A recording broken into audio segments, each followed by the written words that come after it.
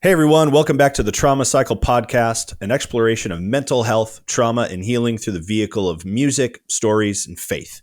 I'm Nick. I'm Derek. Trauma Cycle is an album that I wrote and released to process the trauma that I experienced during the treatments for my stage 4 nasal cancer, which were gruesome and aggressive. Now, I beat the cancer by God's help, and I'm working on beating the PTSD that followed. And in this podcast, we're going to discuss and listen to the whole album, listening to one song each week, talking about the painful stories behind the songs, looking for common threads that we all relate to, finding the ways that God heals and still wants to heal. I want everyone to know you don't have to be trapped inside the trauma cycle. Hey, if you're watching on YouTube, would you leave us a like? And if you're listening on the podcast apps, would you leave us a review? That really helps us get the word out about this show. And remember, you can watch the Trauma Cycle. And remember, this is the beginning. I don't need to remind you. This is the first time. The first time. You can listen to the Trauma Cycle by Derek North on Apple Music, Spotify, and anywhere you stream your music. Now, on this episode of the Trauma Cycle podcast, we're going to be listening to a song called The Fall. Derek, tell us a little bit about this song. I was diagnosed with stage 4 cancer in the fall of 2014. So this song is about all the things that I experienced in really that first week or two of diagnosis before I started treatment, which would have been the first week of November. So the back half of that month, and that's when Halloween is, right? All the decorations are all the way up. And so it was this really strange season when I was confronted so dramatically with the reality of my own mortality. I really thought I was going to die in this time, and I'm surrounded by images of death, skeletons and scarecrows and scary creatures and tombstones. And so the fall is referring to the season of the fall, but it's also referring to just my fall into this chaos and into this trauma and into this trauma cycle. And it's an extra bummer because the autumn is my favorite season of the year. I love it. I love the cold snap. I love the Halloween season, the feeling of the air. And now it becomes a seasonal trauma trigger, not just the things that I see. All the Halloween decorations communicate to my body that I'm in medical crisis, but also the feeling of the air, the changing of the season, that triggers me. And it's hit me every single year. So this song is me trying to get out in front and reclaim the fall, the season, by applying logic, language, and time to it through this song. All right. Well, let's listen to The Fall.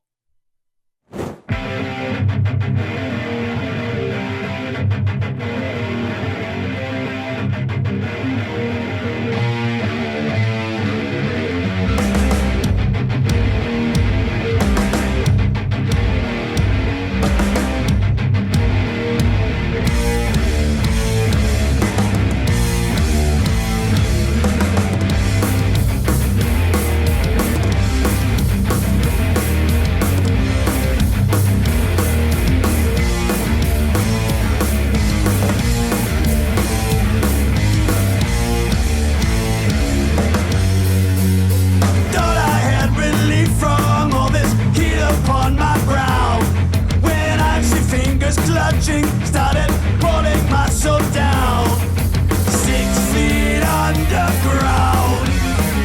Ghastly creatures crowd, and I fall into the fog that creeps along the edge of the air.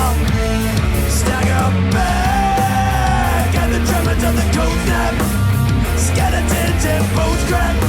Seasons of despair, and I fall into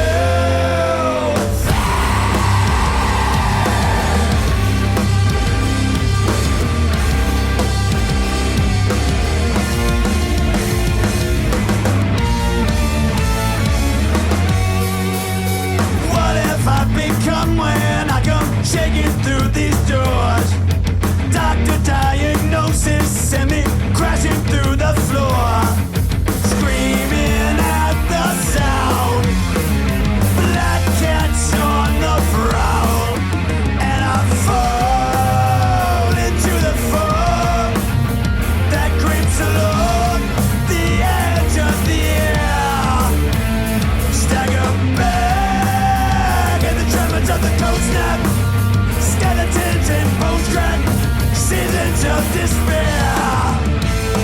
And I fall into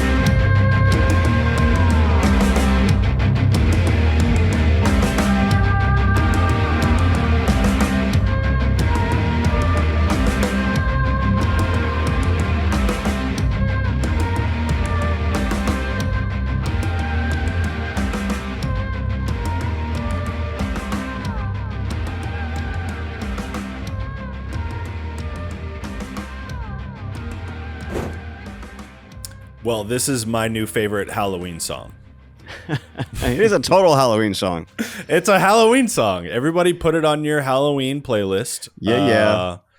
All of the sounds, everything. I think it captures the fall. Yeah. And I mean, great job with all of that, man. Thank you. Even, man, your screams on this one sound like a banshee or like a phantom, like, like,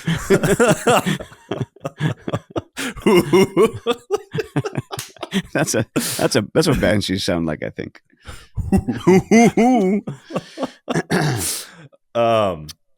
Man, that bridge, the way it builds, and that the tone you get at the end. Yeah. How'd you do it? Tell me your secrets. Lure up. What's the? Oh no! What was the phrase? Gird up your loins. It's like the opposite of when what, like they used to kick each other in the balls before going on stage to sing the high parts. That's right. What's the opposite? Cinch up.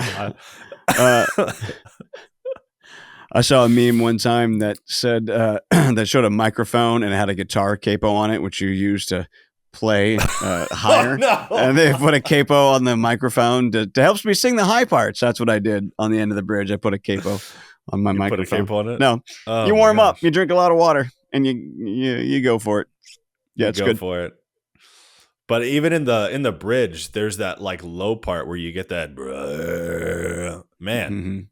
I love the dynamics in this one. What? Tell us a little bit about some of the writing journey of this song. Yeah, it's the in this whole project, which God pushed me into for my own healing. I didn't want to go. I didn't want to do it. I never wanted to release any of these songs, but he pushed me into it because I was going to be able to apply logic, language, and time to my trauma.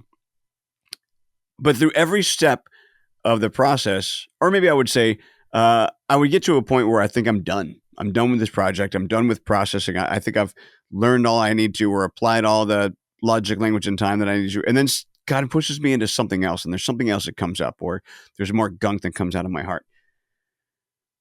I had completely finished the album, and this song hadn't even been written yet. I'd done with the album.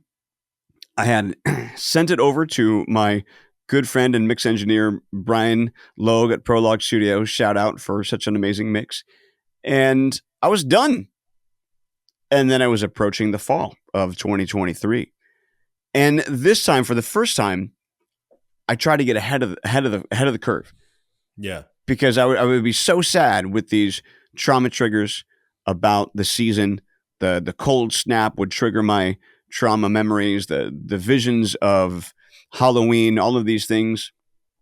So I came up with a mantra that I was going to tell myself whenever I would feel a temperature change in the air, much like when we talked in a previous episode about the scrambled eggs, and I would try to reframe my brain around eating scrambled eggs. I had a mantra then. This one for the fall, I had come up with, I'm happy, I'm healthy, I'm cancer-free, and I love the fall, or something like that. And I would just say that to myself every day. And then at some point, getting closer to Halloween, I started, this guitar riff came out and, some words, and I fall into the fog that creeps along the edge of the air. Because when I drive my freeway, I live in the town of Woodland and I work at a church in the town of Davis, and I drive this freeway every day, and they have all these like agricultural fields, and you drive past and you see all this fog in the mornings, especially on a Sunday morning going in early. So this fog is sort of hanging in your peripheral vision over these fields. It's actually very beautiful. But as I was driving to work one day, I sort of see that I fall into the fog that creeps along the edge of the air. And it's kind of haunting and beautiful, and you can get lost in it. And it's scary if you don't know what it is, all of those things. So it all started to come together. And I thought, am I writing a song? Am I writing a song when the album is done and being mixed right now? Oh, no. Oh, no. What have I done? And so I talked to my wife. Hey, should I do this? She said, yeah, I think this is God moving more stuff out of your heart. And I think I called you, or I sent you a Marco Polo message or something. And I'm thinking about writing a song. What do I do? And of course, as my best bro, you're like, yeah, you write the song, knucklehead. You do it. Do it. And so then I called my mix engineer friend Brian, and I called my drummer friend Pearl, who are partnering with me in this project. What do you guys think? Like, hey, Pearl, you got to learn a whole new drum track and get this all in there. And they, both of them were like, let's go.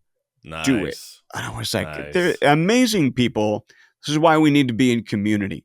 Being a part of a community of good people who care for you and can support you is so important. And so crucial to be able to consistently exit the trauma cycle. Yeah. Having good support. So they supported me. Okay. So once I had that thumbs up by like 4 different people, I was looking for 4 different ways to get out of it. 4 thumbs up. And then the song just came out really fast. And we ended up tracking it in December. And then the song, jumped into the album. Jumped in there. Yeah, man. And I love how even the first line goes back to like the beginning of the trauma cycle, right? I thought I had relief from the heat, right? So you're bringing that trigger in. Yeah. That kind of stuck out to me this time. Yeah. So many of the lyrics are, they have two meanings, right? And so I thought I had relief from all this heat upon my brow, and it's the for me, the trauma cycle, the physiological responses are heat, shaking. Yep. But then it's also it's a dual layer between the trauma and the actual season. And so this one is also, it's just coming out of the heat of the summer. I thought I was all done with the heat, my sweaty forehead, because it's so hot outside. It's like 112 in Northern California, right? And then I'm actually looking forward to the cold snap. But then the cold snap brings these trauma memories with me, or with it. With it, yeah.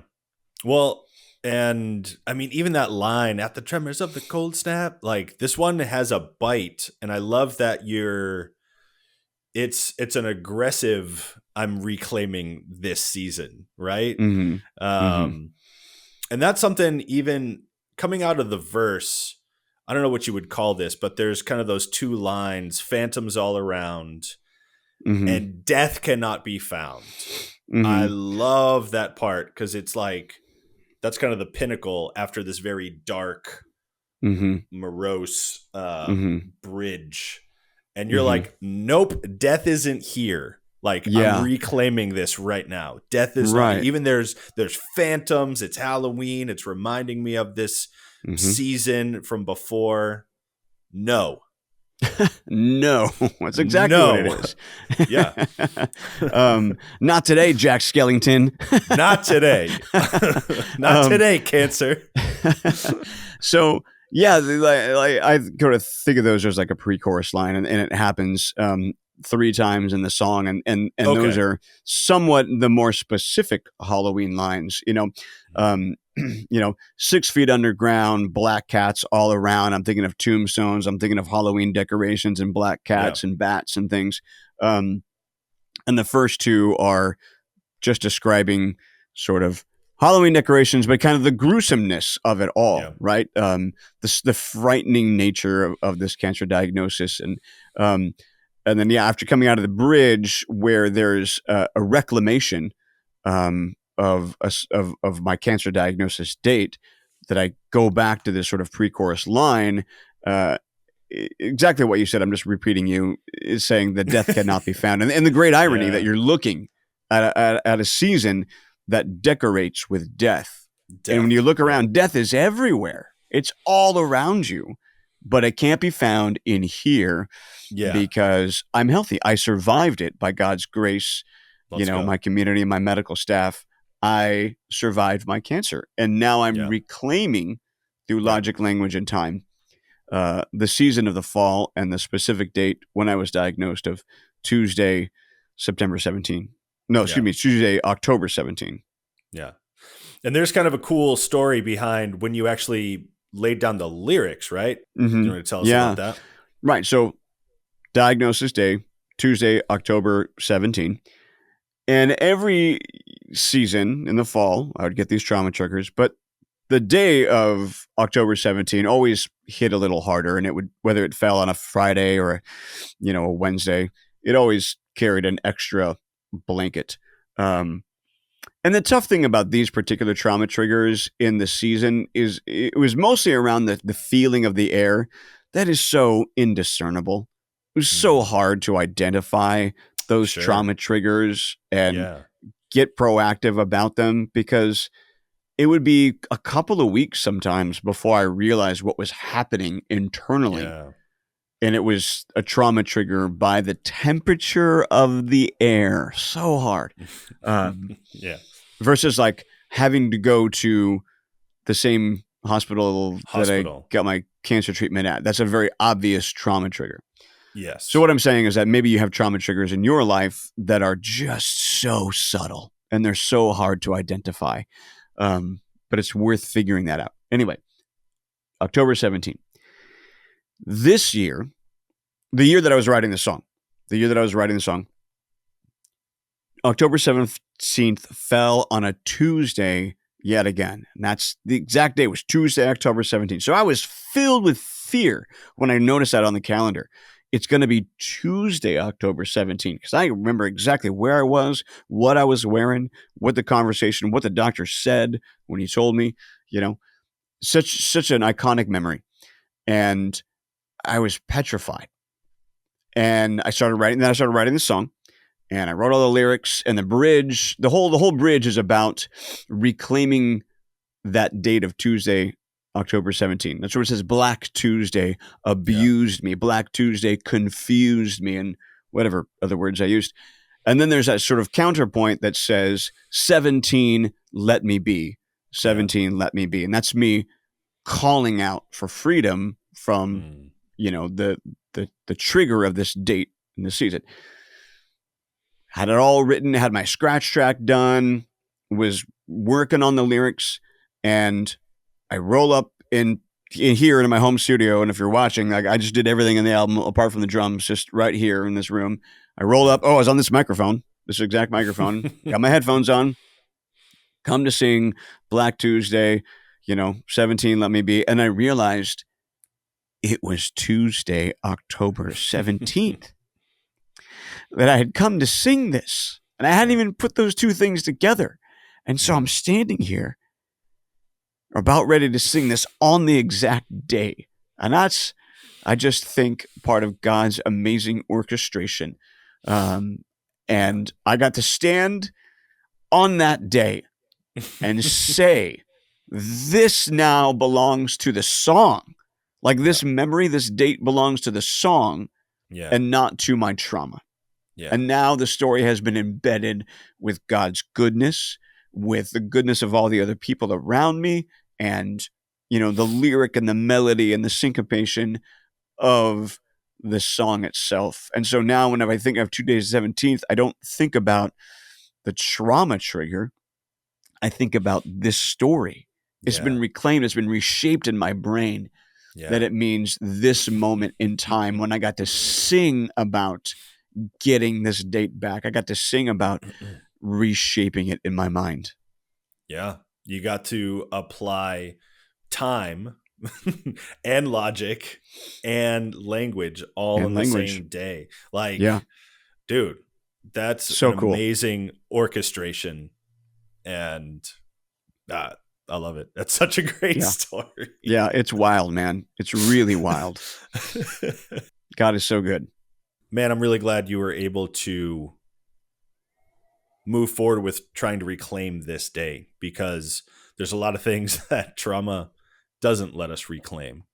So maybe can you talk us through the difference between grieving over what we've lost and trying to reclaim things that we can reclaim?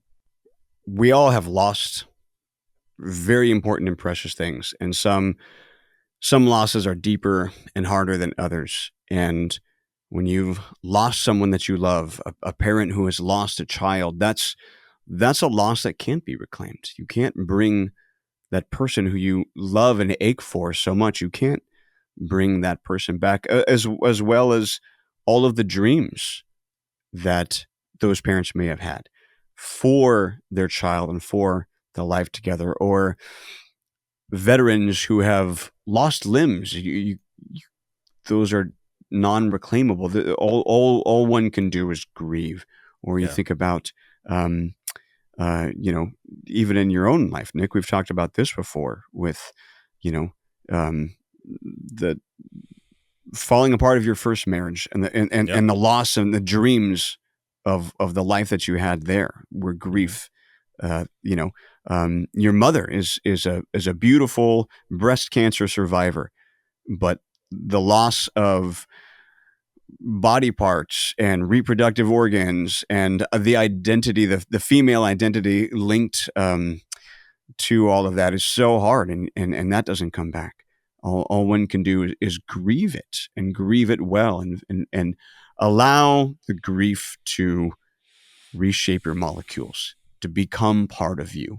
We can't let it escape. We can't push it away. We can't pretend that it's not there. It will stay. There's a great line in that one of the Marvel TV shows where Vision says to Wanda, "What is grief but love enduring?" I thought that was wonderful.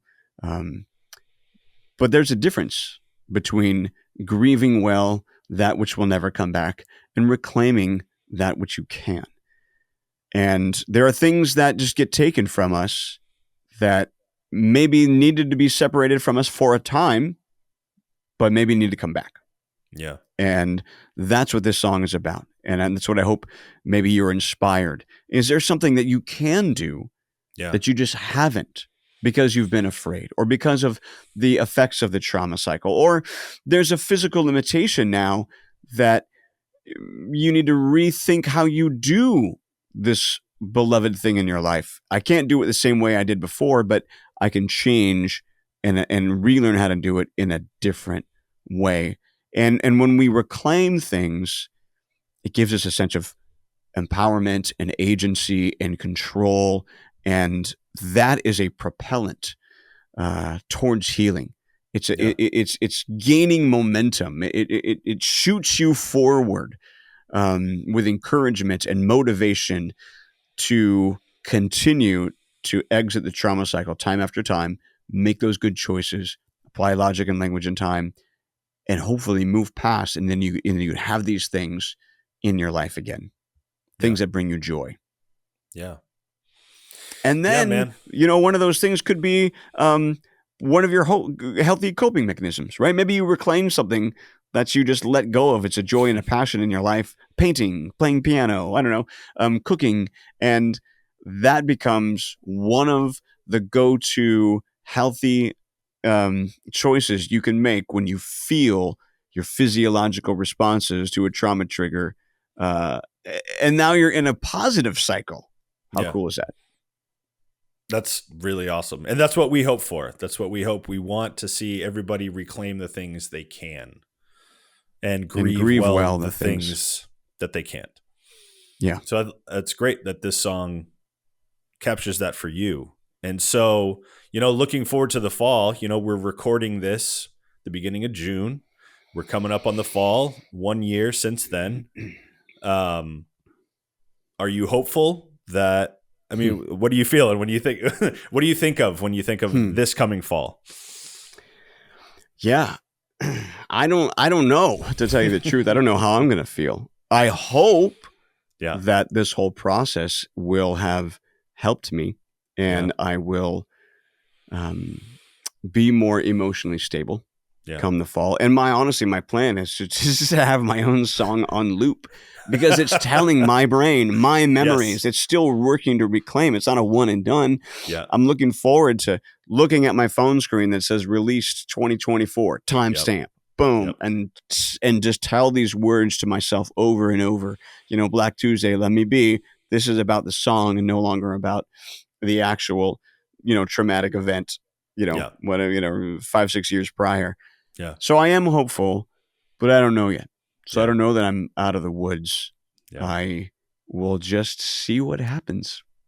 And when I'm triggered, I'll take the good way out. Yeah.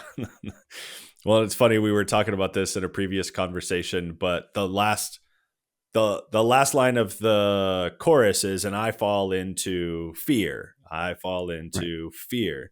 And now the ending of this song, I fall into, and it's kind of like a ... Question mark. Yeah.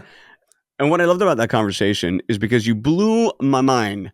And I love hearing people's interpretation of music. And that's one of the joys of this art form. It's internalized and then molded to fit the different listeners. And that section that you're referring to was not made with any kind of like philosophical. It had no, it was purely a production choice. Yeah. Right. I had finished the chorus 2 different times. I fall into fear with this aggressive scream. Yeah. Well, now as the song's winding down and I had that positive line of death cannot be found, I didn't really want to say that, but I didn't want to go into the scream again. I wanted Sure. something different, Yeah. to catch the ear, to take it to a different spot.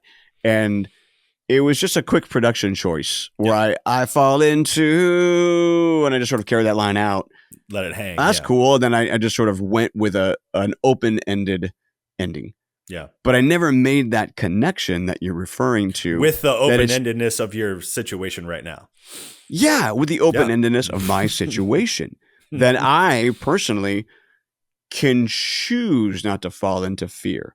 If I manage my body well and I pay attention to my trauma, my physiological responses, I can choose my healthy coping mechanisms and not go into the full circle of the trauma cycle. Yeah. And I can fall into joy in this season. I can fall into the warmth of my family, carving pumpkins and going trick-or-treating and all of those things. I can fall into the pleasantness of the fall once again. I don't have to fall into fear. And you fundamentally changed my song moving forward, because now I can go into next fall and go, I'm going to fall into something positive on that last line. When I hear that last line now, it's going to tell me to fall into joy, fall into hope, fall into peace of this season, because I have reclaimed it. Derek, thank you for sharing your stories and your music. Everybody, make sure you join us again for the next episode where we continue to listen through the trauma cycle and discuss its themes. And once again, you can listen to Trauma Cycle by Derek North. That's that guy. Wherever on Apple Music, Spotify, YouTube, and wherever else you stream your music.